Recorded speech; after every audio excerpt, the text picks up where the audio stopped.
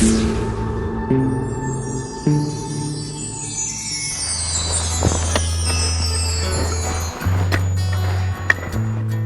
here at the Nellie Bly Chalet, and I remember 15 years ago planting this aspen and this beautiful spruce that my daughter gave me for Father's Day, and a couple of more aspens there and one over there. And of course, I'm from Texas. Coming up to 8,000 feet where I'm standing right now is a huge undertaking to dig holes. It might look easy to you, but I remember picking out and then having to take my shovel and then shovel out what I picked.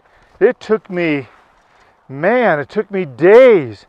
I couldn't do this more than an hour or two back then when I was like 45 or 50. Now I'm 71 and I won't even attempt to do this. What has happened?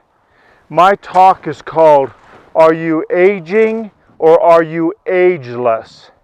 And something's happened here last week. September 2020 is the year. Behind me you see the 3-story Nellie Bly Chalet that we've had for 20 years. Well, what happened was we put it on the market, and within 6 weeks it was sold. Actually, the market was the man asking if I would sell it. He was renting the place as a Airbnb rental or a VRBO. And I, of course, been praying to the Lord to help me sell this place. We didn't list it or anything. I just went to the Lord in prayer and asked him. And he brought this man. He said to me, "You wouldn't be thinking of selling this, would you?" And I said, "As a matter of fact, I've been praying to the Lord that he'd send me a buyer." Why did that happen? Well, I realized I could no longer plant trees. And worse yet, I was climbing up on scaffolding, washing windows that was 2 to 3 stories high, and doing the deck every April. And I'm just plumb worn out. Carrying that is like carrying Noah's Ark on my back. And so I said, "Lord, I can't do this anymore." I'm aging. I face the fact. I wear glasses to look long distance. These glasses are bifocal. That means I have to wear them to read. So my eyesight is going. My hearing is going. I have hearing aids when I'm in a large crowd to hear people. And my bones creak and they get achy. In fact, it reminds me of the scripture that Solomon talks about in Ecclesiastes chapter 12. He puts it where the teeth are wearing out and the eyes and the bones, and he describes it in a very unique, poetical manner. But the bottom line is, he's just plumb saying, you know what? The life is ebbing in us. We are not ageless here on this earth. We are ageless into eternity. Here on this earth, we are aging. It's kind of embarrassing. David was fighting warriors in his lifetime. Then the time came when he couldn't fight effectively. He probably thought emotionally and pridefully he was doing well, but the soldiers came to him privately and they said, "David, we don't know how to break this news to you, but we don't want you to go to war anymore. You don't have the edge you used to have. That guy with 6 fingers, he almost killed you. Had it not been for one of our men coming up against him to help you, you'd be dead meat. So David, you are too valuable. Go back and stay home." And so David had to face the fact that he was aging. We're all aging. And people do everything to avoid aging. They do skin creams, they do surgeries, they psych themselves up, they eat all kinds of fancy food with fancy vitamins, and they're going to get an edge on life, last a little longer, be a little stronger. Those things may be well and good, but the bottom line is, face the fact, we're aging. I remember a dear friend, Greg Harris. We used to minister together, and he had a wonderful talk on the 4 seasons of life. And I'd like to tell you what they are very briefly. Season 1 is the spring.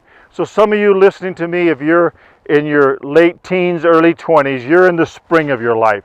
Use the spring to get ready and to prepare yourself for your future, because it's going to go like that. You don't think of that now, but when you're young, you're going, oh, I just wish I was older. I'd get more respect. I could accomplish more.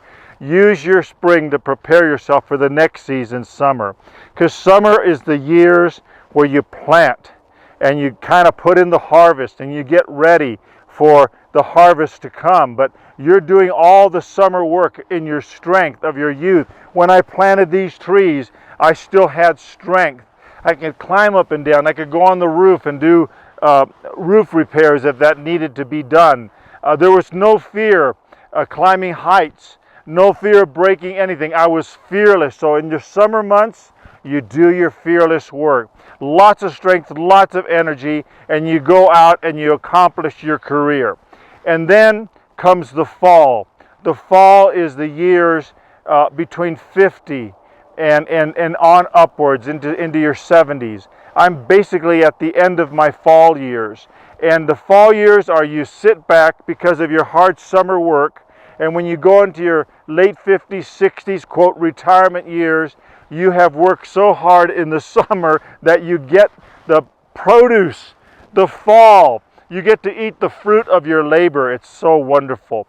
And so your fall years are years where you can enjoy because you worked hard in spring and you worked hard in summer, and then the fall comes. And then, of course, comes the winter months. And that's what Solomon was talking about. The winter months of where it's hard to get around. That could be into your 80s and 90s, where maybe even you have to be in a wheelchair. I notice people many times get out of their car with a cane and they hobble into the market, and they're hobbling around. Their bones are wearing out. The winter months. But the good news is, even though we're aging, we're ageless. When Jesus rose with a new body, He promised us eternity. So really this life is temporal. We've got to fix it as we get older, and we can't plant trees and do the things that we used to.